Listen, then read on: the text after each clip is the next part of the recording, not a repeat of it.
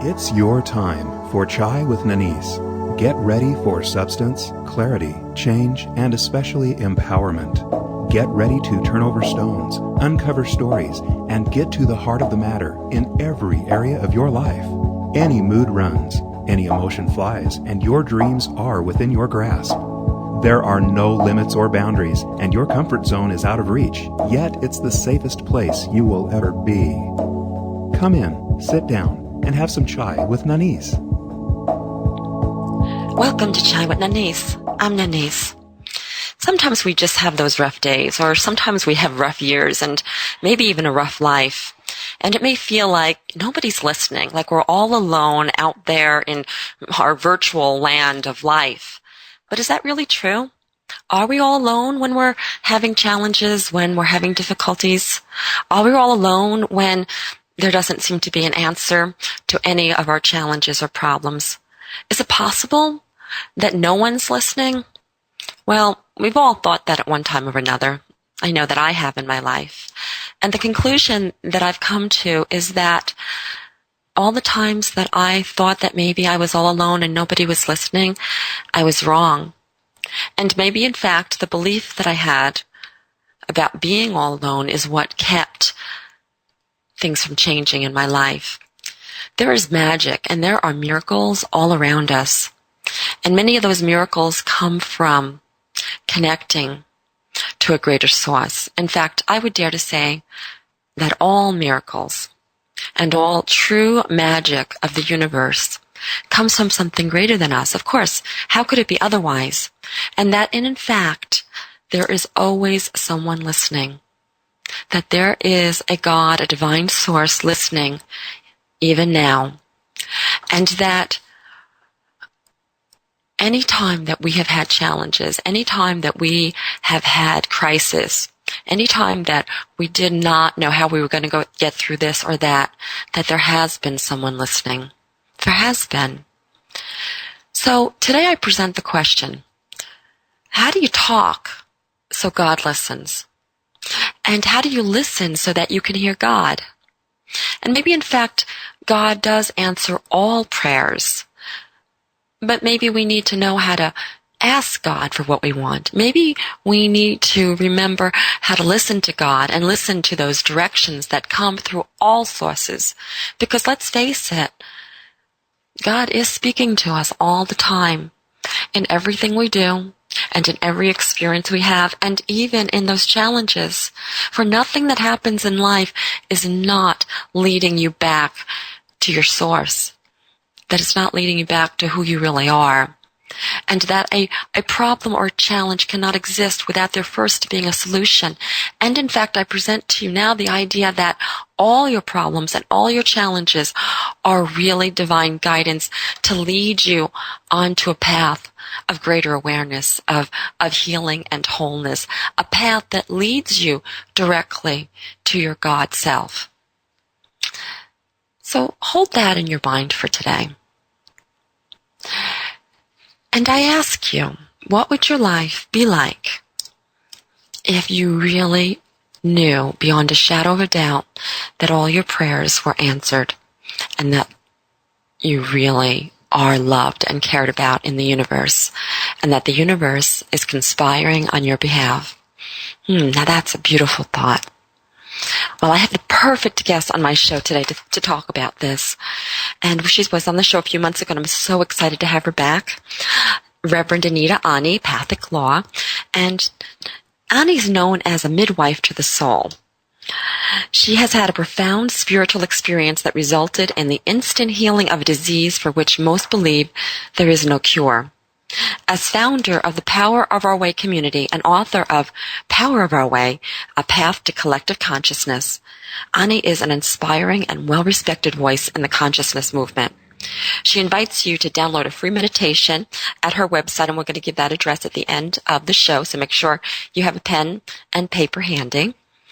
And over the last decade, Annie's diverse spiritual path has led her to a reverent way of being and ceremony with the world around her, as a teacher, minister, trance healing facilitator, and coach.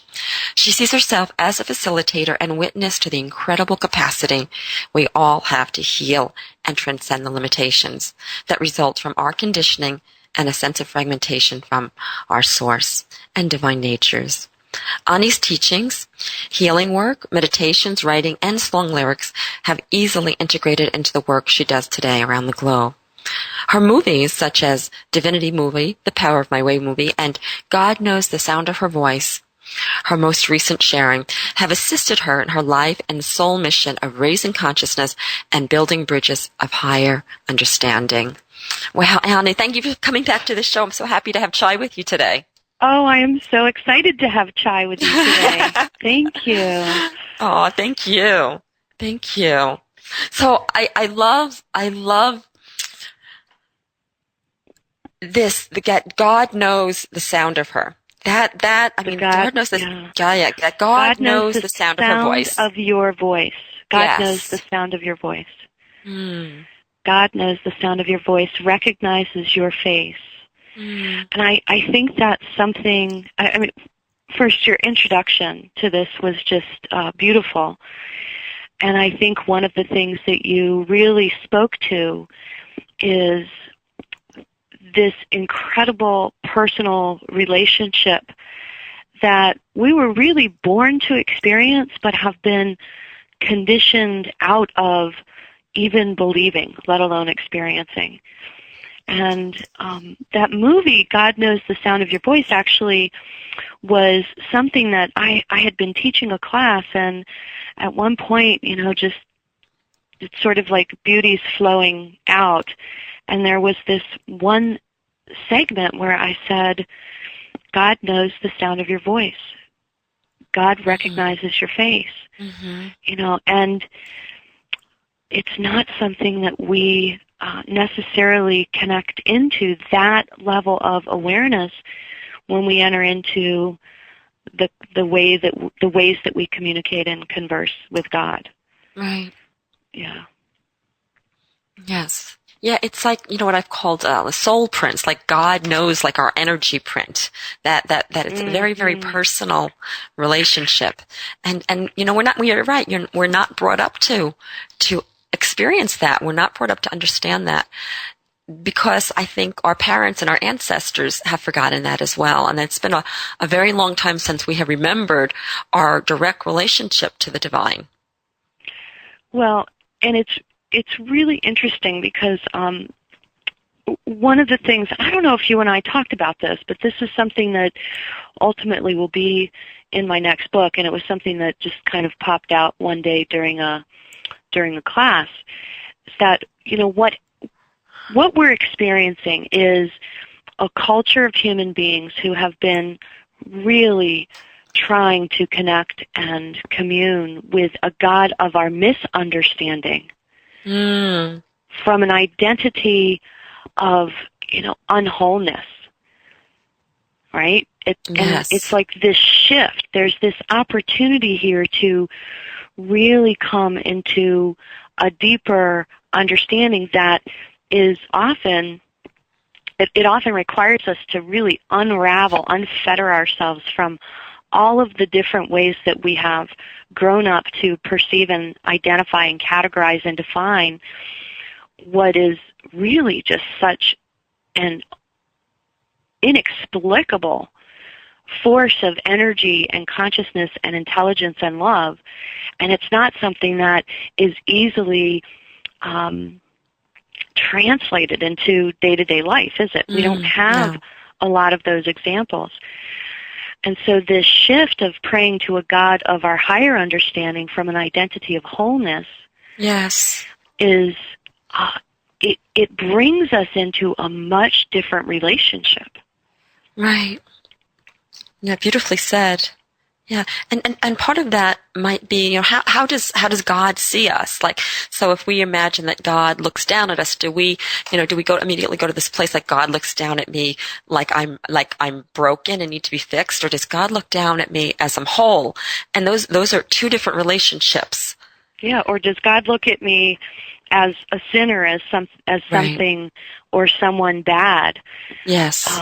Or does God see me truly through eyes of unconditional love? Right. You know, most of us were brought up with pictures of a vengeful God or stories of a vengeful God. Right. We might not have necessarily, I mean, that may not have even been what was taught in our religion of origin, but in the common culture and in the collective consciousness, we still have those stories of this God that sat above us in judgment, that was separate from us, yet accessible through, you know, maybe an intercessor or a priest or a rabbi or a saint.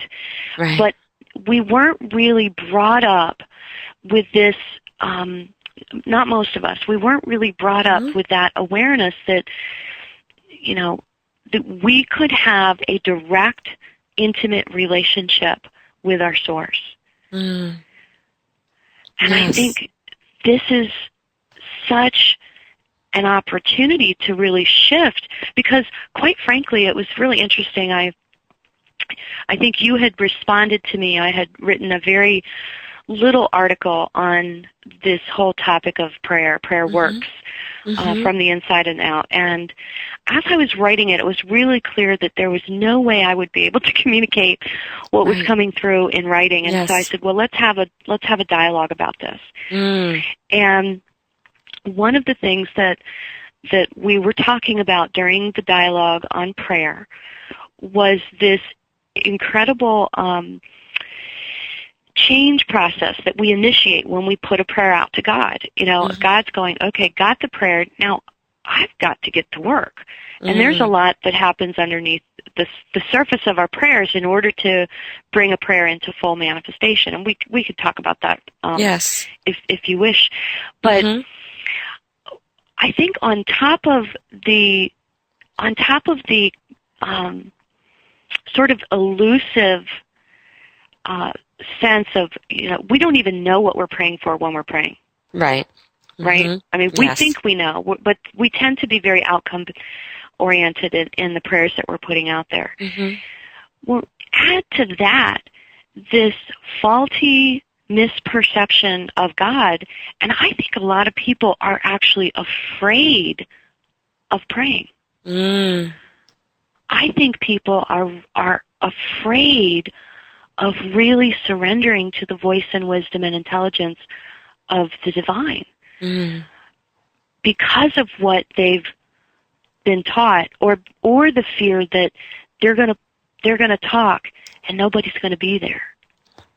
Or maybe that they will be deemed not deserving of what they are praying for. Absolutely. Or they might come to that prayer already, maybe not at a conscious level, but already subconsciously not believing that they are worthy, not believing that they are lovable, not believing that they have a voice and a purpose and a significance here, you know? And so this whole practice of prayer, of course there's so many different practices of prayer, and what's the right way to pray? Is there a wrong way to pray? And, you know, are there right and wrong things to pray for? You know, we like kind of pre-qualify ourselves and our prayers before we even come open and humble, you know, to spirit wisdom. So it's which must affect the prayers. It must affect how that message goes or stops that message. Yes.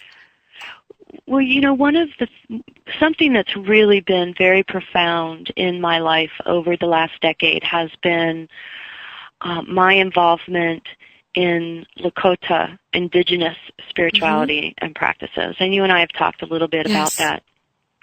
And one of the things that was such a huge shift was, number one, I feel safe in saying that I think this is something that is consistent amongst the indigenous peoples, is that they have a sense that they are constantly in communication and being communicated to from this source, that they aren't separate from it, and there does not need to be an intercessor to bring that into that communication. Mm-hmm. Now, there may need to be intercessors to perform certain ceremonies and sacred rituals, but in terms of having that relationship with your Creator, there's nothing in between you and Creator. In fact, Right. in Lakota, there's a phrase there's a set of words. It's very challenging to accurately translate Lakota into English. But there's this phrase, Daku Wakan Skanskan. Daku Wakan Skanskan, which means something sacred is in motion. And that's really what they experience God as. It's this something sacred that is in motion in everything, in every moment. It is within you. It is all around you. It is what gives life to the trees. It is what moves the wind across the land. It is what rains down upon you. It is the eagle that flies. I had a beautiful experience with an eagle the other day. It's the eagle that flies through the sky. It's the mushroom that's growing up through the earth. Mm-hmm. It's the way the water flows. It is love. It is birth. It's death.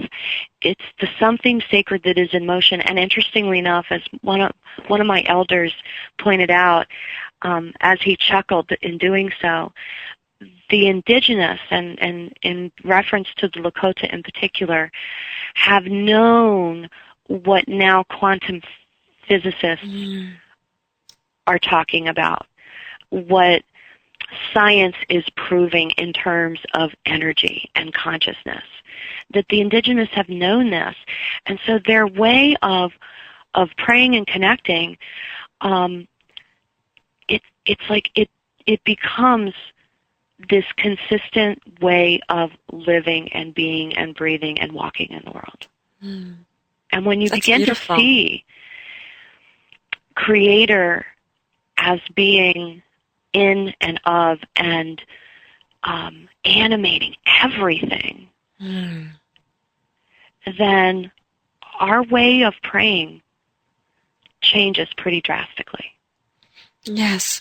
Because I would imagine if you believe that the divine source is in everything, the wind, the rain, the birds, that you must also have to believe that it's in you. Absolutely. And there instantly is the worthiness, because if the divine source is in me, then there's no question of my worthiness, because the divine is worthy. So of course, I must be worthy too. Yeah. Well, it's interesting. It is the Wa. It is what we call the sacred breath. Mm-hmm. It is in you, and it is in everything and everyone. And that shift, we begin to look. This really speaks to. We hear this all the time. We're all one. We're all one. We're all connected. But this really takes it into a whole different level of understanding, doesn't it? Yes, it really does. Yeah. It really does. Yes. Yeah. So it's almost like that instead of like having to figure out how to connect to the divine, that question goes out the window, because there's nothing to connect to when you are that. Right. It's really about how do I become more present in my communication with God. Now think about the word communication does not imply one-way communication. Yes. Right? Mm-hmm. If anybody who's taken a communication class, whether in college or in a workshop, has been taught that communication implies a sender and a receiver, but it also implies understanding. Right? So there's a sender, there's a receiving, and there is confirmed understanding. That's what true communication ultimately is. And so when we have this shift in our awareness of what God is, how God presence is itself in our environment, in others, in our thoughts, in our bodies, in the breath that we breathe, Yes. We understand that we are in constant communication with Spirit, and it's going both directions. Then the opportunity, I think, is really about becoming present to the communication that's occurring. Every moment every moment that everything is speaking to you. And I think this is such a hard concept for most people to really get, that every moment that the divine is speaking to you, that wherever you look, that's God speaking to you. And it seems that things are so random in life, and it seems that it's not happening directly for us, but it is, that everything is happening directly for us, is the divine communicating with us. And that communication is lost when we don't get it.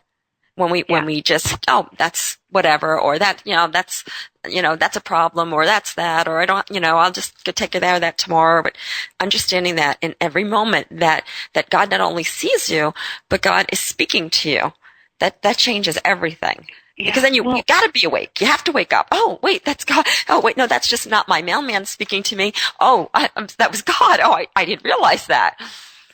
Well, and think about this. We are the manifestation. We, as human beings, each of us, every single one of you listening right now, is the manifestation of a prayer. Yes. Oh, that's so beautiful, honey. That is so beautiful. I've never thought of it like that. Think about it. I mean, yeah. And this is on multiple levels. The prayer, the intention, the creative idea of God. Okay, number one. The prayer, the intention of your parents. Now, even if, and I want to speak to those people who are adopted, you are the manifestation of your adoptive parents' prayer. Yes. You're still the manifestation of a prayer that was encoded into somebody at the soul level, even with those birth parents, even though consciously they may not have necessarily wanted to have a child at that time, okay? But there's something within the spiritual encoding of that individual whose divine plan was to have that child. Therefore, it is a manifestation of prayer.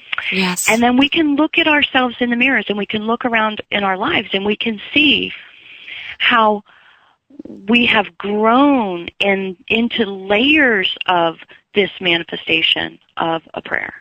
I mean, it's really quite extraordinary when we begin to see that we are the physical manifestation of a prayer. Yes. And we begin to, now that's, talk about, if we're wired for unworthiness, or like mine is not good enough, that can be a challenging principle to embody.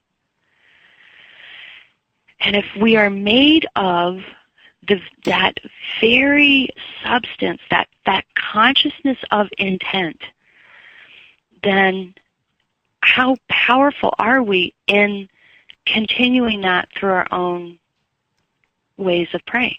And I think that we can walk in prayer. Not easy all the time, but can we become the prayer of our highest and most original intention is the question. That's beautiful. That's beautiful. I love this insight that you have about that our life was an answer to a prayer, that our birth was an answer to a prayer. And it's so beautiful. It's so beautiful. And I know this to be true. Several months ago, I discovered this body of work. And, when I've, coach people now, if there's an issue around their birth or not being wanted or anything like that, this process that I've been shown to guide them through actually takes them back before their birth into their parents' lives, like the mother, the father, see how they got to the point of that birth, even going back, into these subconscious levels before creation, and getting to the place. And every single time, Ani, that the person I've been working with has discovered that not only were they not an accident, but they were actually consciously chosen by their mother and by their father on some deep level. It's been absolutely amazing. That changes everything. Yeah. It does change everything, and I think that although we haven't talked specifically about a particular practice of prayer. When we have a shift into that, back into that awareness, I think it changes how we come into relationship with the act of prayer. Yes. You know? Yes. I had a really funny, layered experience this week. I'll try to keep it short, but this is coming back to what you were talking about with, how God communicates to us all of the time. Yes. Now, again, I really love that in Lakota spirituality, we're very keyed into the communication that comes to us through nature. Mm-hmm. And that's not just through animals or birds. It's also through the wind and what direction the wind is coming and what tree is responding to the wind. I mean, it really, it's an amazing experience to really see everything in nature as some form of communication. And my husband had gone out. We've just recently moved, and initially I'd really thought that I would grieve the loss of my backyard in the other house because we backed up to woods. However, we've ended up in just it's just the most beautiful yard. It backs up to a pond and beautiful old trees. It's a much older neighborhood, and he had pointed out that there was a beautiful sit spot. And a sit spot is a place that you go consistently to, ideally on a daily basis, if not several times a week, and you just sit. You just observe. You can pray, you can meditate, you can sing, you can do ceremony, whatever it is. But you sit there in solitude and in communion with your higher self and God. So I had gone out to one of the places that he had said I should go try out, and I set a blanket out there, and I'm praying in the ways that have become most natural to me, which is through sacred songs. And at one point, I'm singing to. I'm facing the west, but I'm starting to sing to the north. So I turn my body towards the north, and I'm singing, and I open my eyes, and all of a sudden, what comes out of my mouth, and I laughed as I was saying this, and I looked around, and I said, I really love what you've done with the place. And I'm speaking to God, and yes. I start having this conversation, and I am experiencing these trees and this one particular tree with this vine growing up as just completely mind-blowing. Like, oh my God, that is so creative. That's amazing what you did with that tree, Yes. And I'm kind of giggling, but I'm really having this very interesting, lighthearted, fun, but completely deeply authentic conversation with God. Yes. And a little bit later, I'm on the phone with a client. I'm doing a healing session, and at one point, I open my eyes, and I can't remember exactly what was being said at the moment, but I look to the west, and there's an eagle flying. And it's flying underneath. There's a half moon in the daytime sky. It's absolutely gorgeous. I've never seen an eagle in my backyard. I know that they exist in Florida, but I have not seen any since I've lived here. So I see this eagle, and then I'm going to cut this short. I had a series of, like, almost this kind of weird synchronistic thing with roses. And so I'm having this experience with the eagle, then the roses, and then a couple hours later I'm out with my daughter. And I'm relaying this story of the eagle to my daughter. And as I'm relaying the story, I look up, and there's another eagle flying to my left. Now, I'm in the car. I am in a completely different place. So I'm going, note to self, Spirit's talking to me. I don't know what is being communicated right now, but very clear. Yes. So she and I go to this thrift store. I'm looking for an old microwave, and can't find anything. And she's like, I kind of want to get a book. And I said, well, let's go over to the bookshelf. So we walk over, and as I'm walking by the bookshelf, now mind you, I've had this incredible theme of eagles and roses this morning. A book falls down on its side on the bookshelf. And I look at it, and the title of the book is called The Eagle and the Rose. It's by an author named Rosemary Altea. Never have heard of it, never have heard of her. I said, well, okay, I'll buy it. Like, I wasn't even going to open it to see, like, do I want this? It was just very clear, get the book. You know, I mean, it ended up being like $1. Now, I don't know what any of this means yet.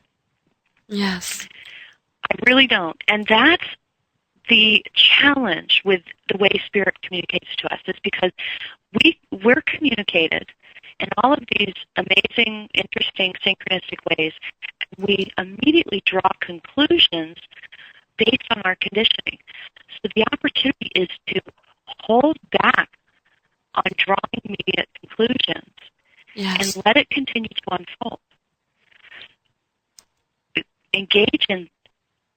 It's wonderful if we have a strong sense of, our own intuition, when we can take an experience like that and bring it into the quiet and ask Spirit, God, Creator, to fill in the details a little bit for us, or ask ourselves, what that meaning truly is. And that's wonderful. But odds are, in the immediate, we're not going to necessarily be able to do that. Does that make sense? Yes. I'm not sure why it felt important to bring that up. But even this morning, I was on the phone with somebody, and my little drawer that holds my keyboard just came apart off the desk, fell on the floor, and she goes, well, maybe we're not supposed to be doing this right now. And I said, why would you go there? Like, that didn't even enter into my consciousness. We look for signs, we want to see signs, but we tend to very quickly judge and interpret, and I think often misinterpret. Yes. Yes, it's like creating the space for the mystery to reveal itself instead of automatically jumping to conclusion. Yeah. I love the story of the Eagle and the Rose. That is so amazing. Isn't that funny? Yes. Yeah, I've got the book on my desk, and I actually had started to read it, and I'm beginning to see some interesting connections, but I still don't know what all of that meant, other than what I know from eagle symbology, what I know from eagle totem medicine. And I did look that up. That was something that I looked up. I was curious about that. However, I'm sort of waiting, Yes. and paying attention. Yeah. And there's something in that waiting too that is part of the process, that even though that we don't know what it means right away, that it just kind of gets us alert, it gets us paying attention, and so it's kind of like guiding us a certain way to finally arrive at the message, and that may take days or years even, but it's there, and it's all connected, and that every minute is connected to every other minute. And that is just so amazingly beautiful to really get that every moment is connected to every other moment. And so I have a little story, and my story is about technology speaking to me, and that God speaking to me through technology, and it happens quite a bit. But this one day, it was so shocking, I couldn't even believe it. My cell phone, I would get, every time I got a text message, I would have to, my phone would go off, and I'd have to press 3 buttons to get the message to come up. Well, this one day I was driving up this hill to my house, and I live right below the mountains in Salt Lake, and I was just looking at the mountains, and it was spring, and I literally said out loud to nature, "You are so beautiful." So very similar, right? "You are so beautiful." And all of a sudden, at that instant, my phone went, and I picked up my phone for some reason. Normally I wouldn't when I drive, but I picked it up, and right there on the screen was a very, very old text message from months ago, and it said, "Thank you." How does something like that happen? So it was awesome. Yeah, I know. So God can speak through anything and everything. Yeah. Well, it's so funny that you brought that same, you and I basically said the same thing. And one of the things that I didn't share was when I said, "My God, I love what you've done with the place." Yes. I all of a sudden became present to the fact that I was sitting in front of several willow trees. And in in my tradition, the willow tree is quite significant. And I hadn't noticed them there before, you know. And as I said, I love what you've done with the place. It's like this huge wind comes in from the north and brings those trees exactly upright. Like they're just not just those 2 trees, by the way, not the 5 dozen surrounding trees, okay? Just those 2 trees come whoop, straight up and back down. It was like that was the tree's way of saying thank you. You had your cell phone. I didn't have my cell phone to talk to me. It's awesome. I love that. Wow. That's so cool. That's so cool. Wow. Well, I want to talk. We only have about 10 minutes left, so I want to talk about really how to pray to full manifestation. But first, I have to share a story with you. So, please. Cool. So it was about 3 years ago, and every year I travel with my friends, and we just go all these different places. And we went to Italy. And it was literally the most spiritual trip of my entire life. Believe it or not, Italy, is supposed to be sensuality and sexuality, but this was like a divine experience every moment. So we went to the Vatican in Rome, and have you been to the Vatican? I have not. Oh, it was absolutely amazing. Very, very different experience than what I anticipated. And so it was like we went through this tour, and it was hours. And by the time, the tour was over, we were pretty tired. And they let you go into, St. Peter's after that, St. Peter's Cathedral. And it's so amazing. It's so beautiful. And we're just walking around, and we found out that there was the dome of St. Peter's that you can, take an elevator and go all the way up to the dome. So you're like on top of the cathedral looking down, and you're way up close to these beautiful murals on the ceiling, and it's amazing. And the 3 of us really, really wanted to do this. We so wanted to do this, except there was a line, and it was anticipated that you'd have to be on this line anywhere from 2 to 3 hours, and we were too exhausted. We didn't want to do that. And, more money was involved, and, we just like, no, we want to do this, but we're not willing to invest in the time and the money to do this. And so we just let it go. And so we were walking around St. Peter's, and they have like a little church within a church. It's like a little meditation church within the big church. And so we decided to go in, and there was a guard at the door, and we went in, and he just, seemed to like my friend Natalie. He didn't speak a word of English. None of us speak Italian. And so we just went in, and we're sitting there, and we're just meditating, and we're praying. And I don't know this because we're all silent. One of my dear friends was actually talking to God and saying, God, do you really see me? Do you see me? Like, how do I know that you see me? And we left a little while later. So we were in there maybe like 40 minutes, an hour. And we start to leave, and that same guard that was at the door points up. And we're like, what is he doing? And he's saying something in Italian, and we're not sure. And, and we're like, my friend starts shaking her head. She doesn't know what she's shaking her head to, but, you're in Italy, so you go along, whatever. And so the next thing we know, he takes the 3 of us, and he's walking us through this huge St. Peter's, cathedral, and he takes us to another guard. He says something to this other guard, and then he leaves. And this other guard says, "Oh, you want to go up?" And we said yes. Right? Oh my goodness. Yes, he said yes. And so he took us through this back way. There were these ropes. He says, you wait here. He's looking up. We figured that what he was looking up at was these cameras, that he wanted to get us through this passageway, secret passageways, without the cameras seeing us. So he says, when I say go, you go. And he spoke English, obviously. And so he says, okay, now go. And then we rush through this little passageway. He takes us into this hall, and there's this private elevator there. He gets us on the elevator. He gives us some tickets just to make it look legit. He takes us all the way up to the top floor. He drops us off, and he leaves us there to spend a couple of hours up there. Yes. Wow. It sounds like a Dan Brown novel. Totally. Totally. And so we're awesome. Up there, and my dear friend who put this out, God, do you see me?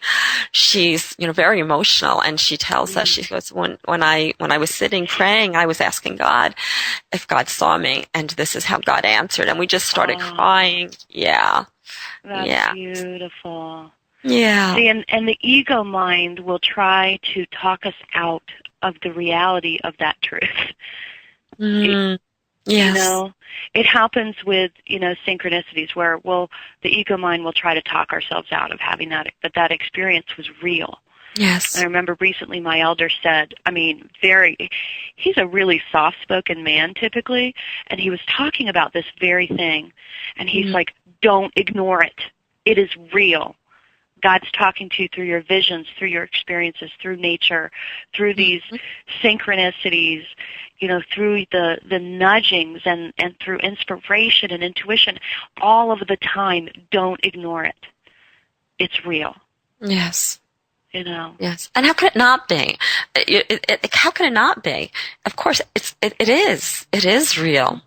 It is real. Like God really sees us and speaks to us. Well, and God has loved you from the beginning. I mean, think about this amazing earth.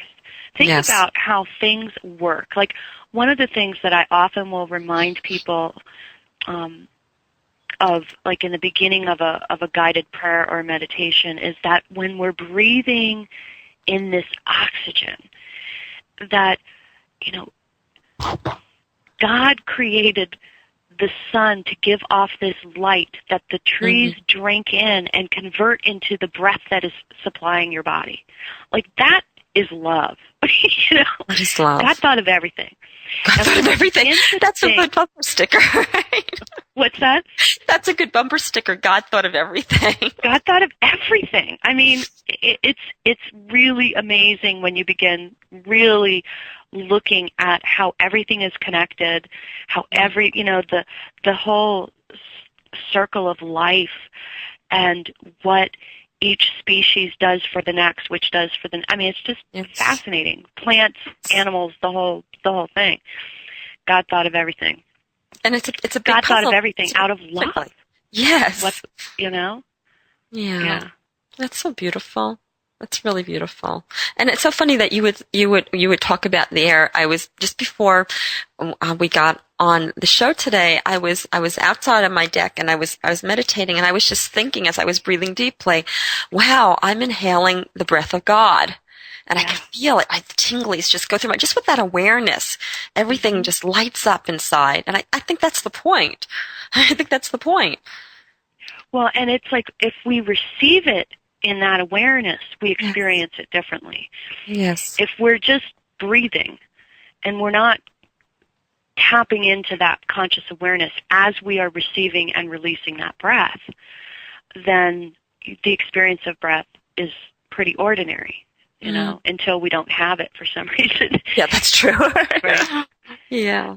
So I think it's about that reverence that I talk about, living our life in ceremony, walking with eyes tuned to beauty, being our prayer, whatever that is. And, in terms of the act of prayer, and I think you had wanted to talk a little bit about this, there are just so many ways. It's really interesting. A long time ago, and I think a lot of people have probably heard this quote, and I can't cite who it originated from, but a long time ago I heard that prayer is talking to God and meditation is listening to God. And what's interesting is that today I think I commune and practice in a way that both are often occurring simultaneously. Maybe it's that my practices kind of intermingle. I tend to be pretty conversational, and I tend to engage in acts of prayer, bringing in a multisensory experience. One of my elders was quoted as saying that, I'm not going to quote this verbatim, but essentially that the soul's language is not linear. The soul's language is not the cognitive way that we're typically coming up with our prayers. And we want, this affirmative language, and, you better watch out for law of attraction rules, like you better state things the exact right way, and boy, that's such a stress. The soul's language is emotional. The soul's language is symbolic. It's visual. It responds to music. It responds to ancient language. It responds to aroma. Like, think about how many religions burn some form of incense. some form of incense being burned. That's true. I never thought about that. Yes. It's across the board. I mean, there's some folks that will poo-poo at the whole idea of it, but if you really go to the traditional practices, I mean, we're bringing in aroma, we're lighting a candle, it's tactile, it's multisensory, and so I think just begin the conversation. Maybe the most important thing is, it might be a song that just opens your heart, that brings tears and emotion to your conversation with God. What is it that brings you into an emotional communion with your Creator? It's really interesting. My husband and I are really honored to host a traditional Lakota song and ceremonial song class once a week. And one of the things that we teach, in particular people who are new to that, is that the Lakota way of praying is very emotional. It's not a cognitive, linear kind of way of praying. It's about, when you're praying, how does it feel to know that God is looking right at you and is listening intently to everything you're saying? How does that feel? That's pretty humbling. That might bring tears to your eyes. Bring that emotion into your prayer. How does it feel to say, look, God, I need help. I need help. How does it feel to, come to really open to gratitude, to really experience beauty? It's emotional. Yes, it is. It's not a non-emotional experience. And yet I think oftentimes our ways of praying are very mental. It's like our personality's praying, not our soul. So I think the mental versus emotional prayer, and coming into that space, whatever ritual brings somebody there. It might be lighting a candle, it might be sitting at your altar, it might be singing the song or chanting, breathing in and opening your heart, going out in nature. I think that opening ourselves to a more emotional way of praying, and then praying to the God of our higher understanding, every prayer is answered. My daughter, that was one of the things I wrote in the article, was we had gone through a pretty intense experience with one of our family members, and my daughter had called. She was in Maryland at the time, and she says, Mom, I was at this fellowship meeting last night, and I had to do everything in my power to not react to that because, this was my daughter who a year and a half ago was a professed atheist. Or at least questioning, if God really existed. It's which good. is beautiful. Question. It is. It's beautiful. And she said, and we were talking about prayer, and we were talking that every prayer is answered, just not always in the ways that we like, not always in the ways that we recognize, that every prayer is answered. And I think if we begin to look at everything in our life as an answer to a prayer,